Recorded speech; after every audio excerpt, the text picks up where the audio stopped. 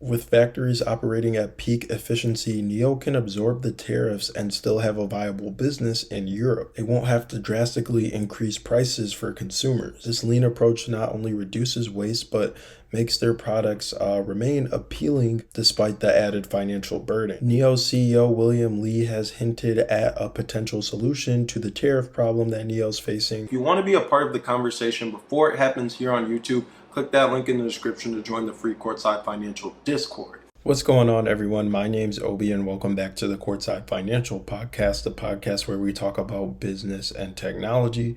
In today's episode, we're going to be talking about the impact of tariffs, what it could potentially mean for NIO's efforts in Europe. So this is going to be a super interesting episode, super exciting episode. If you're new to this channel, make sure you hit the subscribe button. We're trying to get to 10K subscribers before the year is over. Click that like button, hit the notification bell icon, and leave a comment down below. All your engagement really does go a long way in helping out the channel and helping us to reach a broader audience.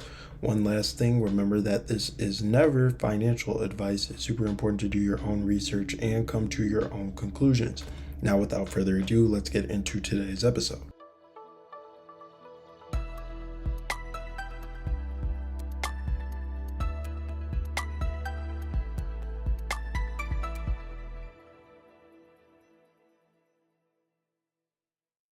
Let's get into the first major topic, NIO's resilience in the European market despite major tariffs. Recently, NIO announced that their sub-brand Firefly will remain competitive in Europe despite major tariffs. The newly imposed tariffs are ranging from 13 to 38% for NIO and other Chinese EV makers. This is a significant hike from the previous 10% tariff, and it brings several challenges and opportunities for NIO. The European Commission has decided to impose tariffs on Chinese electric vehicle makers who want to sell their cars in Europe starting next month. For NIO, this means an added 21% tariff, bringing the total to a substantial 31% on their vehicles. Despite these challenges, NIO remains optimistic and they have plans to mitigate the impact. Well, what makes NIO confident in maintaining their competitive edge? Well, it's their manufacturing efficiency and strategic foresight. NIO's ability to produce high-quality vehicles at a low cost is a testament to their advanced manufacturing capability. With factories operating at peak efficiency, NIO can absorb the tariffs and still have a viable business in Europe. They won't have to drastically increase prices for consumers. This lean approach not only reduces waste, but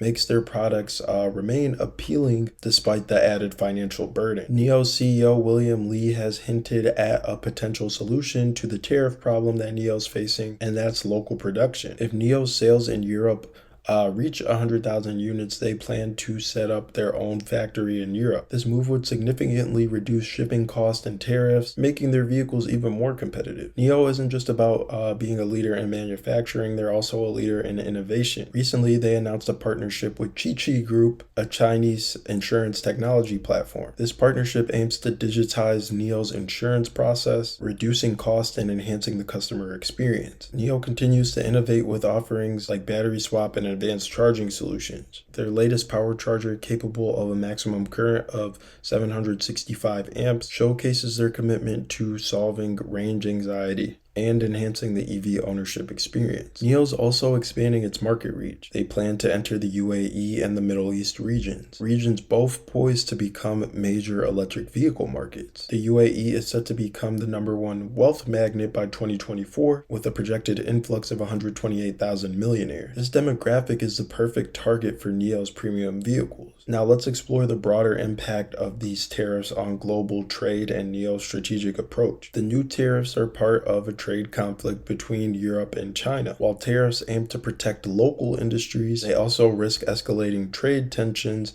leading to retaliatory behavior. For NIO, staying competitive under these conditions requires immense strategy, agility, and robust planning. NIO's approach to future-proofing involves continuous innovation and market diversification. By entering new markets and continuing to enhance their product offerings, NIO is ensuring that they're not reliant on a single region. The diversification strategy mitigates risk and opens up new revenue streams for the company, which is a good thing. As we wrap up today's episode, it's clear that NIO's strategy in the face of immense tariffs highlight their strengths as an innovative, forward-thinking company. They're pretty agile. They're not just surviving these challenges, but they're also turning them into opportunities. opportunities for growth and expansion. NIO's ability to remain competitive in Europe despite the tariffs definitely is something that bodes well for their profitability. While some analysts are predicting profitability years down the line, NIO's strategic moves suggest that it could happen sooner than expected. It's possible that we could see significant shifts in their financials within the next few quarters. Anyways, thanks for joining me on this deep dive through NIO's strategies and market positioning. If you found this episode insightful, useful, informative,